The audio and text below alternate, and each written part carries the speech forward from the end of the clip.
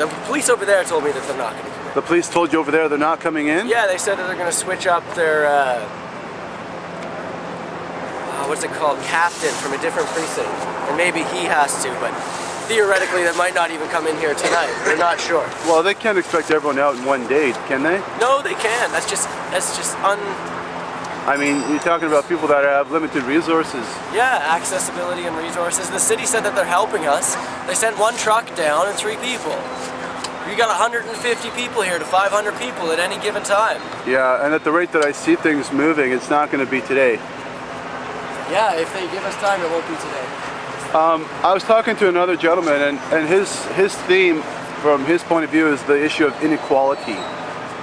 In a nutshell, what would you say like this whole movement is representing to you? I know there's a lot of mixed messages, and I was wondering if you could just give me your...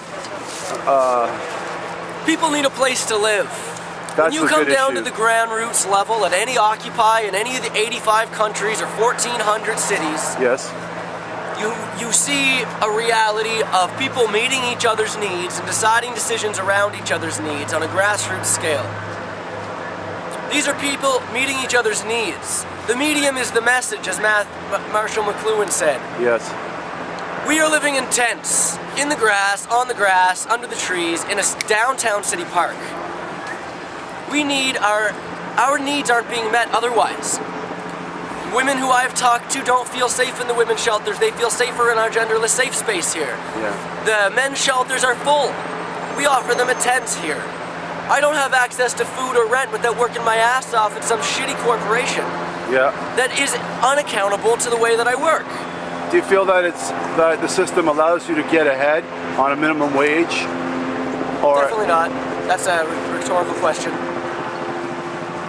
I feel the same way. Like I have a hard time trying to, like, you know, it's one thing to get by, and it's another to want more.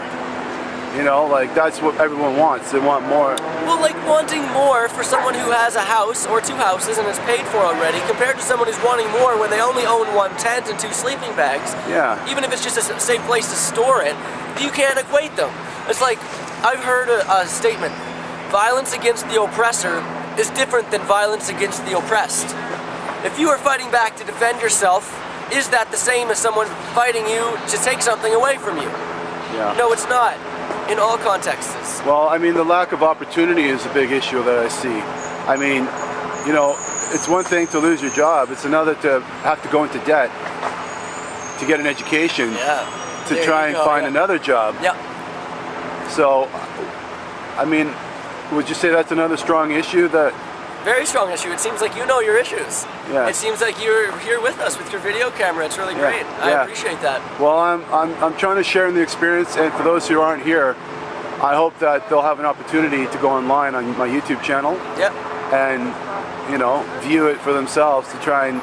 Or visit any other Occupy or any other movement like Yeah. a tent city, a tree sit, a land occupation, a sit-in in an office. Yeah, well, the issue concerns everyone. I know a lot of people, they don't feel like it affects them.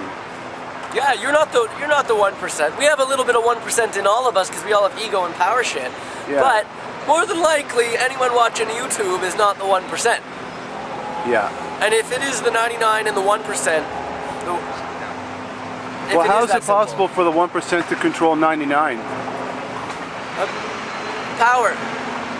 Self-determination is something that was talked a lot about in the 70s in the Black Liberation Movement.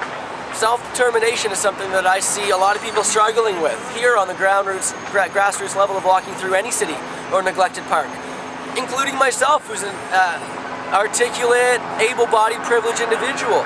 I don't feel like I can make any change in the political scheme of things unless I organize on a grassroots level and challenge that. Yeah. Which is what's happening at every Occupy and every tree sit and every organized meeting or every activist bookstore. Well, I think it's a human rights issue, you know, to have that access to truth, love, and happiness.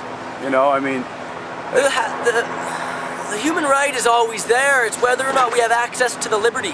Yeah, the freedom to exercise. Whether or not we have the books available to us, or the internet access available to us, or the transportation to the library or internet access available to us. Because if it's inaccessible, then we don't have that right. Do you have all right, so if you want to change, what change would you want then at the end of the day? I mean, I know there's a long list, but you know, like for you personally. All right, so some very simple things is I want to see a federation of collectives in place. I want to see that organized in the workplace and in the street parks. I want to see recallable representatives in this. It's a long process. And accountability, how about that? Transparency fosters accountability. Makes people feel responsible, but if there is a lack of transparency and that's enforced by powers above because they benefit off of being not transparent, then that can be addressed by people standing up. And whether that's the police chief who's covering up rapes in Vancouver, and then the police captains and or subordinates of captains stand up, like in Tahrir Square where the military said, no, we won't shoot the civilians. And then mind you, people do. People don't. We have to choose to stand up as individuals for that. That's where the self-determination and empowerment comes in. Yeah, I know this is a common theme around the world. Yes. Yes. I don't think it's really about the money as opposed to about the social hierarchy of things. So at the end of the day, I mean, would the 99 represent the common people? Is that in a more metaphorical way of looking at it? Definitely. If we call a 50% plus one a majority, the 99% might as well be double majority, super majority. Yeah. If we currently hold that stance, it's obvious that the 99% is the majority. Yeah, but they're just not exercising their power as the bigger number. Do you feel like you have power to exercise? Well, I have health issues, but I mean, I do what I can as an artist and help in sharing an experience. Thank you. I do have also solutions that I would recommend, because at the end of the day, I think the basic needs of the people need to be met first. Yep. And then once we create a foundation, a strong foundation that doesn't allow people to filter through to the ground and start to decay in their lifestyle, we can build up. And I think the main problem here is communication, because I see a lot of mixed messages, but I do feel that the core message is inequality. And I wonder if, what do you think about this idea of having a network where we vote for the solution and not the politician? I like that. And we have the technology today where we have a computer network where we can create kiosks to tally up the voice of the people, and then prioritize the percentage of the needs that needs to be met first. What do you think of that? I'm sorry, I'm losing you because there's 6 police officers in yellow jackets on the corner. Let's take a look. Now, it looks like they're walking away, but they've been grouping on each corner, and they've been serving eviction letters. Oh, okay, that's all they're doing. Yeah, that's what they're also doing. Intimidation tactics. There's also the idea of it's amazing how they're still just humans like us, right? You're right. But when you're in a uniform and you're doing somebody else's job, it's more than just an individual. What do you say to the Gestapo or the Secret Service? What do you say to a gang on the street corner trying to beat you up? You have to be aware that it's not necessarily, you're right, it's not them, they're just people. Yeah. They choose to act in the way that they're following orders in this circumstance. Yeah, but it's inexcusable. If you hit me, I'll hit you back. Plain and simple. Well, so far I see peaceful tolerance as opposed to they have made very clear they will forcibly remove people. They have a precedent set in forcibly removing people. Yes. Don't illusion yourself. Don't minimalize the threat. Recognize the threat is in the people with the weapons.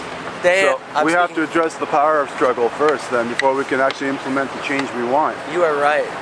In our hearts. I have to go though. Cheers, man. Thanks for your time. Thank you.